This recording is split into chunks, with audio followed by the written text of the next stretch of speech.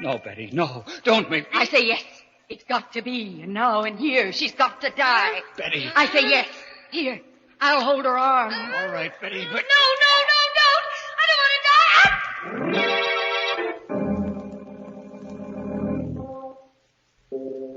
Midnight, the witching hour, when the night is darkest, our fears the strongest, and our strength at its lowest ebb. Midnight, when the graves gape open and death strikes. How? You'll learn the answer in just a minute in Nightmare.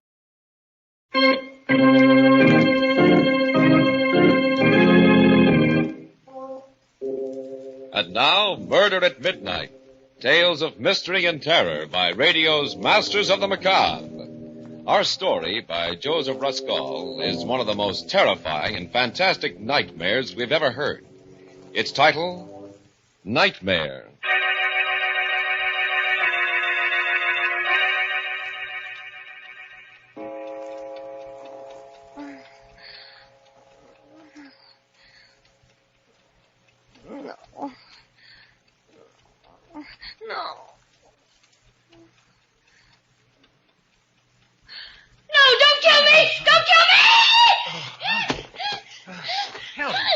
What's the matter? No, Helen, wake up, for Pete's sake. Hey, stop it, Helen, stop it. It's me, it's Ernie. What?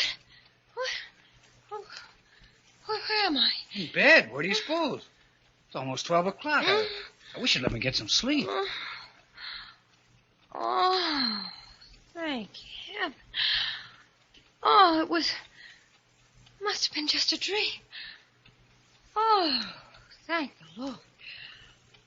Oh, Ernie, it was so real. I dreamed somebody was leaning over me just now with a pillow. Oh, it was horrible. They were trying to smother me to death. And Ernie. Yeah? It was you. What? Oh, that's a beaut. Where's the light? Oh, my back. Why, you poor, foolish little... Come here, Butch. I'll kiss you back. No, don't touch me. Keep away. Huh? What is this? That pillow in your hand. Oh, for crying out, Bells. Can't I even straighten it out? Sorry, dear. Gee, don't mind me, but that horrible nightmare, it seemed so real. Oh, darling, wasn't that crazy? You, the sweetest, gentlest husband in the world. Then why... Oh, Ernie, now please don't look so hurt. No, I can't even look hurt. I just murdered my wife in her sleep, didn't I? No, you were just about to. Oh, now what the... Everything's happening tonight.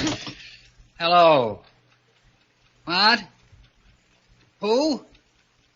Wrong number. And what's more, this is a heck of a time to be ringing. Why, what a nerve. On a night.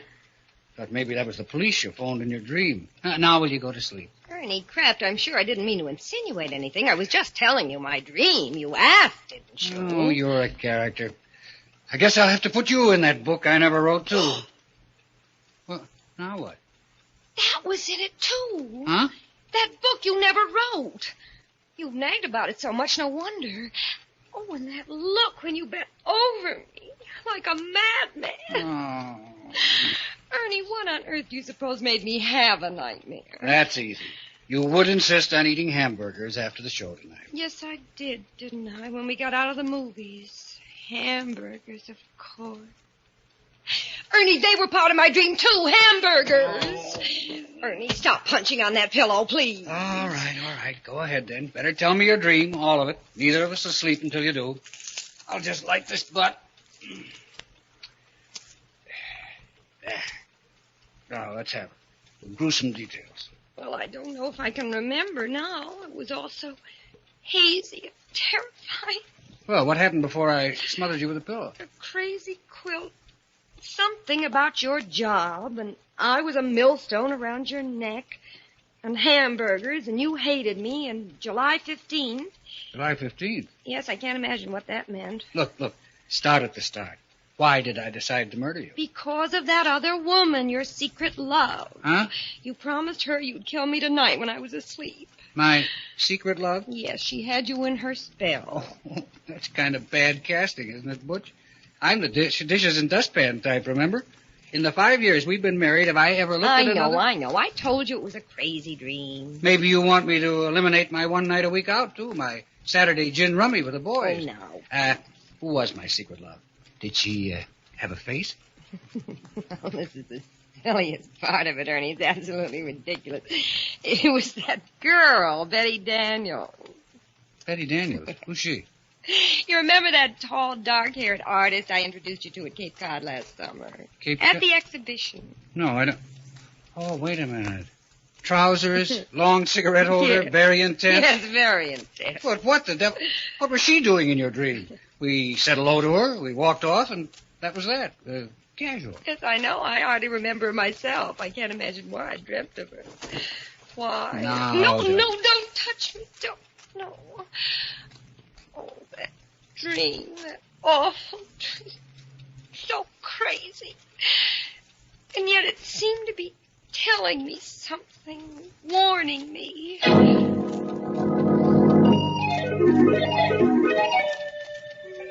Strange and weird. You know how dreams are. First thing I remember is Provincetown and us looking at the art exhibition just the way we did last summer. Only now the picture was about 10 feet tall and hanging crooked. And then she came along. Betty Daniels. Just the way she did then. Hello, Helen. And I introduced you the same as I did then. Only not exactly the same. Like in a dream. You know, silly.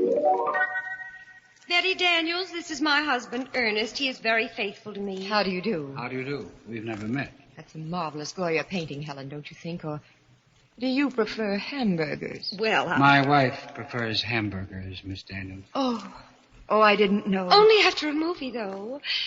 Anyway, I'm sure I can't tell one painting from another. My husband's the art lover in the family, I guess. And I just tag along for the fish.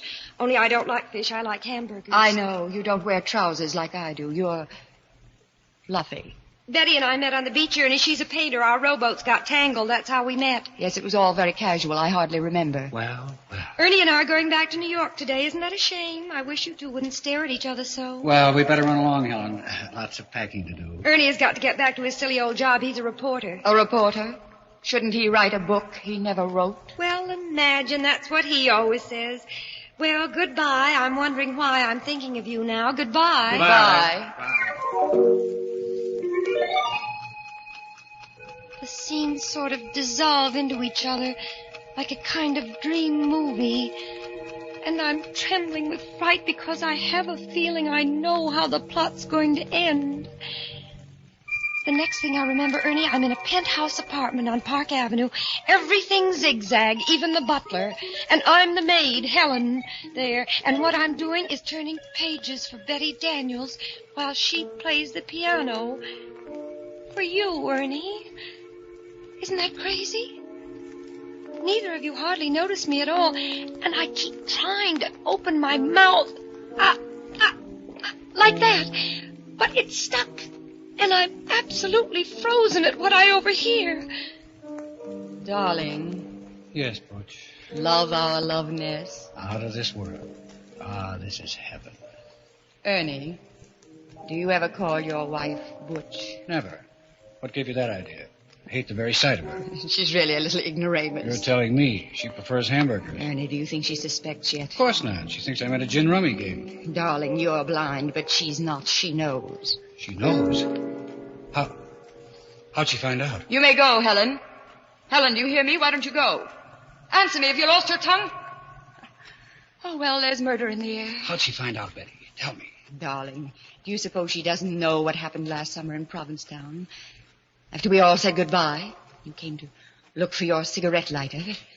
She knew you hadn't lost your lighter, that you'd come back to ask me for my New York telephone number. She knew? Of course, intuition. She knows we've been having a secret affair ever since. I can't go on like this. I'm tired of being just a gin-rummy excuse. Ernie, if you love me, you'll do what I promised. But I pity her so. Don't be a fool. Isn't it her fault you never wrote that book you never wrote? It's true. She wouldn't let me give up my job. She's a millstone around my neck. Then get rid of her, Ernie. Get rid of her, and I'll bring your genius to the world. I've plenty of money, and you can give up reporting and write that book. Fulfill your destiny. Fulfill my destiny. Oh, Betty, you'll help me. Yes, but only if you forget July 15th. You'll forget about July 15th. It won't mean a thing to you from now on. Not a thing, I promise. And you'll do away with her. The way I told you. Yes, like you told me. The pillow. The pillow. Shh, don't let her hear. Just look at her standing there at the piano. You've been spying on us, Helen, haven't you? Haven't you? Answer, have you lost your tongue? Oh, don't try to fool us. We know you're the real Helen and not the maid. She's heard everything you've said, Ernie. So we'll have to kill her now. Unless she gives me a divorce. Will you give him a divorce? Answer or we'll finish you right now. Very well. Here's the pillow, Ernie. Right now. I'll hold her on. Answer, Helen. Don't make me do it. Answer, Helen. I pity you, but I hate you. You let her cry. Look at her. Stricken dumb. Her mouth's moving, but she's not saying anything. What are you trying to say? Helen, please don't make me do it. Will you give me a divorce? Tell me. Ernie, stop. Fools we are. Do you want her body found here? I'll hang for you. She's got to die. She's got to. No, not here. Not like this. There must be some other way. Later tonight, Ernie. After the movies. Hamburgers. She'll get hungry for hamburgers. She's bound to. The waiter will ask her how she wants them. That'll give you the clue. And then, when she's asleep... and they'll find her in her bed. The perfect crime. Don't you see, Ernie? Hamburgers.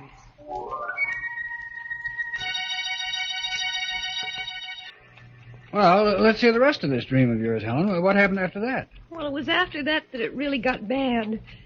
It was so crazy, but so real. I don't know what stopped you, Ernie. Kept you from killing me then, but you didn't. And still I knew you were going to. You dragged me out into the street and then into a movie and then out again. And I looked at you and you were crying because you'd made up your mind to finish me off when we got home. You should have let me write that book, Helen. You should have. And I kept crying, I love you, Ernie. Don't kill me, please. Don't kill me tonight. But I've got to. I've got to. I pity you, but I've got to. And you pulled me along through the streets again. I was terrified. And then I saw a policeman and I cried to him, Officer! Yes? What is it, lady? Please save me. My husband here wants to kill me. Oh, wants to kill you, eh? Why, that's a crime. A felony. Oh, why are you joking? Don't joke about it. Do something, please. I'm frightened to death. Don't pay any attention to her, officer. She's dreaming. I'm not. Don't believe him. He wants to wait till I go to sleep tonight. And then as soon as I fall asleep... Oh, come now, lady. He wouldn't do it to you in your sleep. Why, you're cute. Not in her sleep now. Would you, mister? Of course not, officer. Not in her sleep. As a matter of fact, we're stopping off first for a hamburger. She's hungry. No, I'm not. I mean, I am, but I don't dare. I'm starving, but I don't dare. He's just waiting for me to order one, officer, to see what I'll say. And then he'll take me home and kill me. Oh, lady, stop. Sure, and you're breaking me heart. Come along, dear. No, officer, please protect me. Don't let him take me, please. Come along, I say. Darling. And then we were in the little lunchroom in our neighborhood, around the corner from our house, sitting on stools.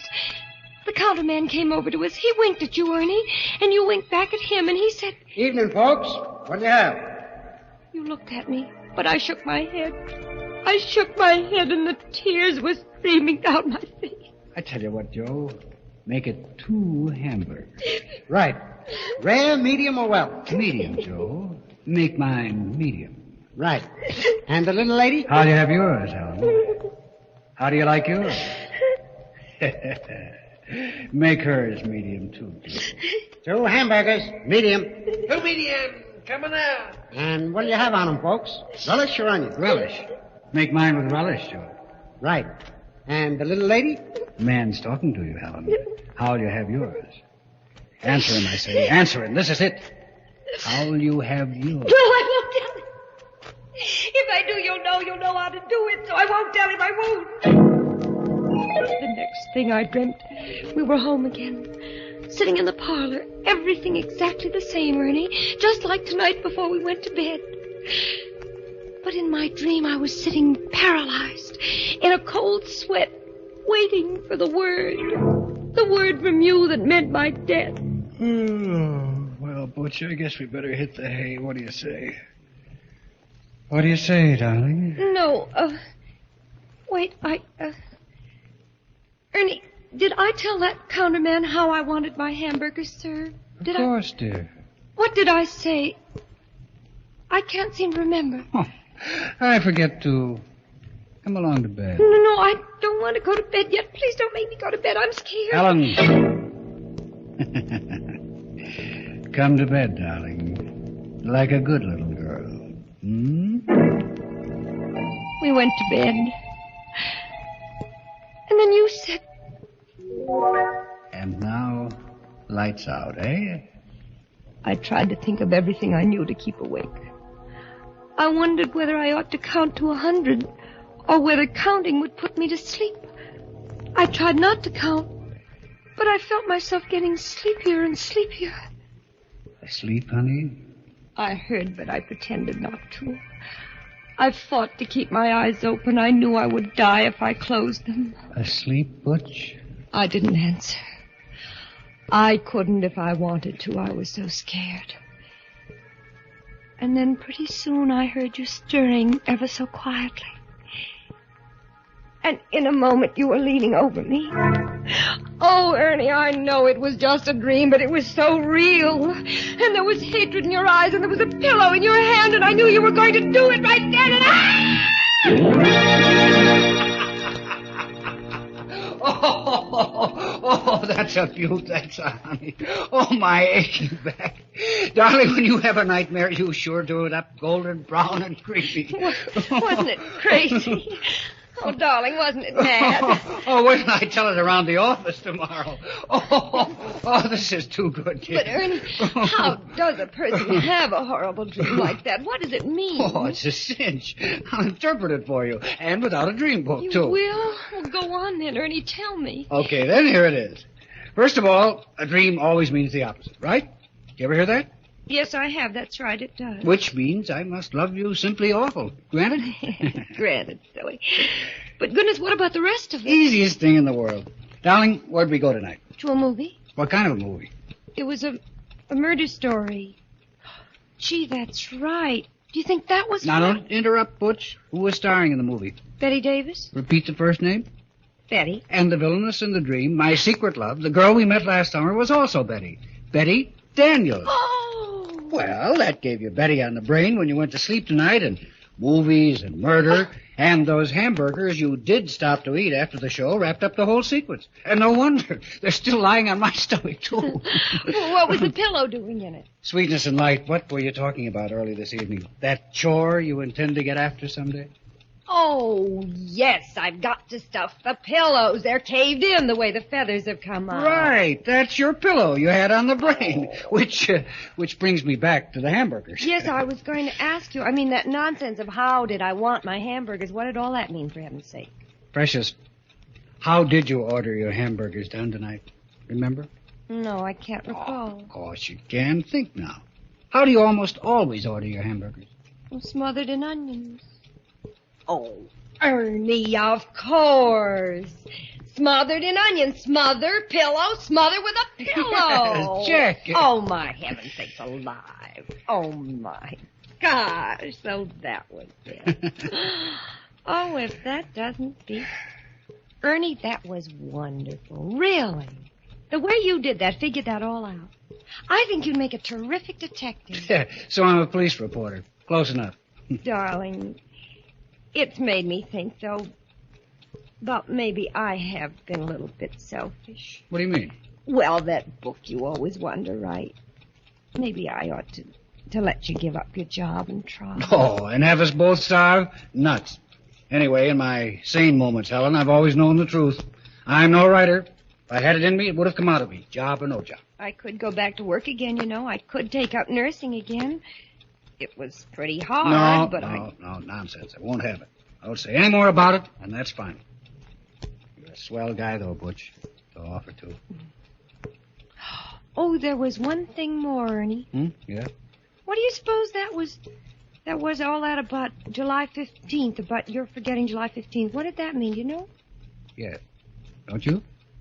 Well, no, I can't. It does seem familiar, but I can't seem to... Where are you going? Get something out of my wallet. Wait a minute. What's the date of our anniversary, Helen? July 15th, of course. Tomorrow. What was that? Right. You've had that on the brain, too. Oh. Here. Little present for you, darling. Oh, what on earth? Tickets. 2 railroad tickets to Montreal. Right again. We're taking an anniversary trip. I wanted to surprise you when you woke up, but... Well, anyway, happy anniversary, baby. Oh, Ernie, oh, you great big precious darling. How can I ever... You didn't forget. You always did before, but this time you didn't. Oh, Ernie, I just can't stand it. First that dream, and then finding out that it did me just the opposite. No, Helen, don't. It's so sweet of you. I'm so thrilled. Montreal, where we had our honeymoon, and you haven't forgotten. Oh, Ernie, I do hope I've been a good wife to you. And if there's anything I ever... if you want me to, I can always change. Oh, darling, I wouldn't want you any different for the world. I want you to stay just the same sweet little girl I married. And now, let's get some shut-eye, huh? Lights out? All right. And I'm going to put the tickets right here under the pillow. And have a happy dream for a change. Good night, Butch. You haven't kissed me?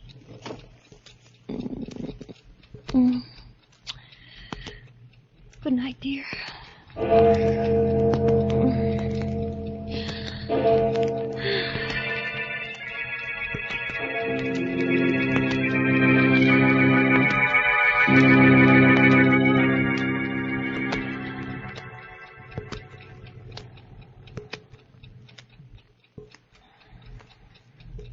Asleep, darling.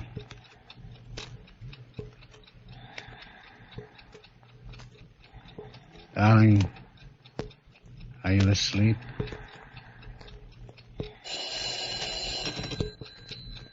Hello? Ernie?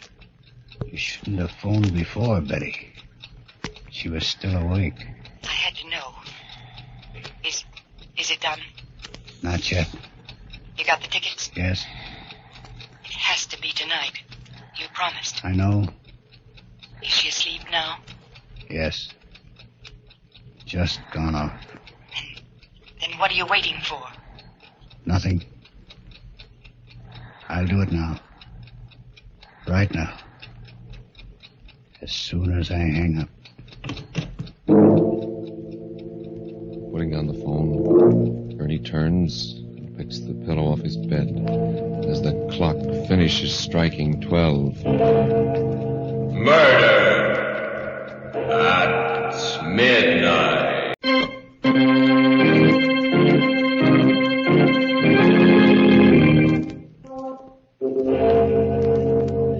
Remember to be with us again when death appears out of the darkness, wearing the face of one you know, and the clocks strike 12 for...